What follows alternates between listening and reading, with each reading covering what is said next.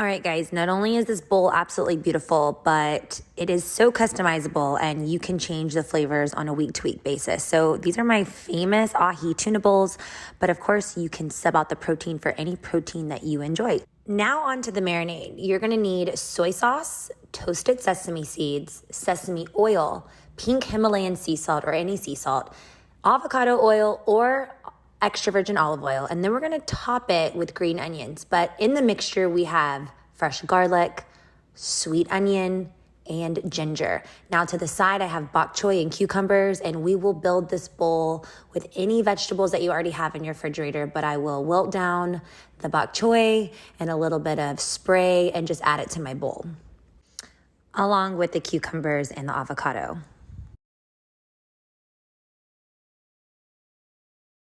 And last but not least, the main ingredient, ahi tuna. Now you want to look for a tuna that is very dark red and purple in color, minimal light white, like you'll see in this far left-hand corner of the piece that I'm chopping up. I'm slicing this up and I'm slicing about ½ inch wide, and I'm going to go through and dice it up. Please get rid of any of the white or super light pink pieces with lots of veins in them. Get rid of those because the texture will not be enjoyable to eat. So I've went ahead and just put those at the very top left of my cutting board, and I'm just gonna completely get rid of those before I do the marinade.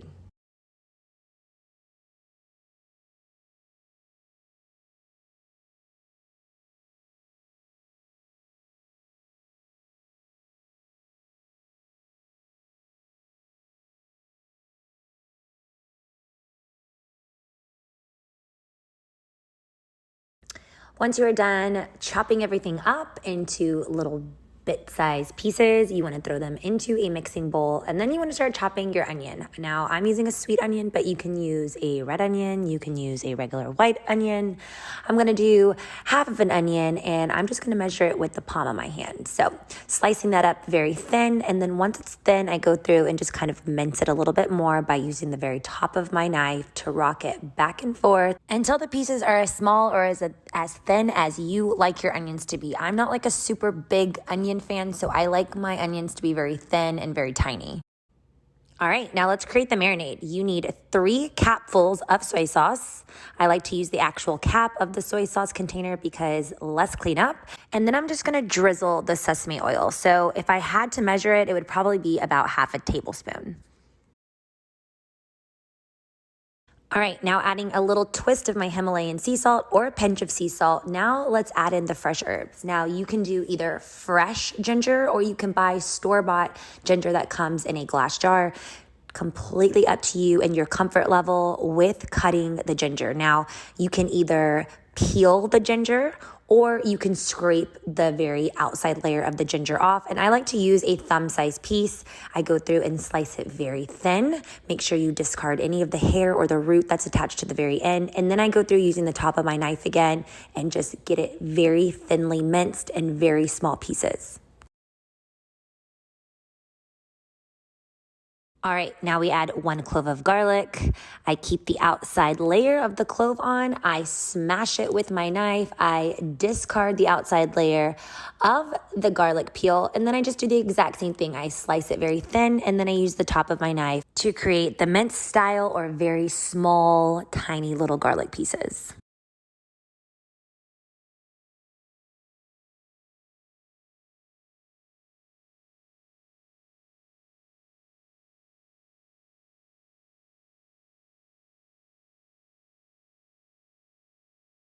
All right, let's throw it all in a bowl and just give it a nice little stir. We still do have 2 ingredients left to add to the mixture, and that's going to be our rice wine vinegar or any vinegar that you have, and also just a dash of oil, either avocado oil or extra virgin olive oil. Using 1 cap of the rice wine vinegar, using the actual container cap, mixing, and then adding in just a little tiny drizzle of oil. The oil is really going to give it a nice texture and a nice shine and hold and bind all the ingredients together. Now let's put some plastic wrap and throw it in the refrigerator. And now this is me heading to the refrigerator doing a little happy dance because poke is so easy to make and I'm so excited to eat this.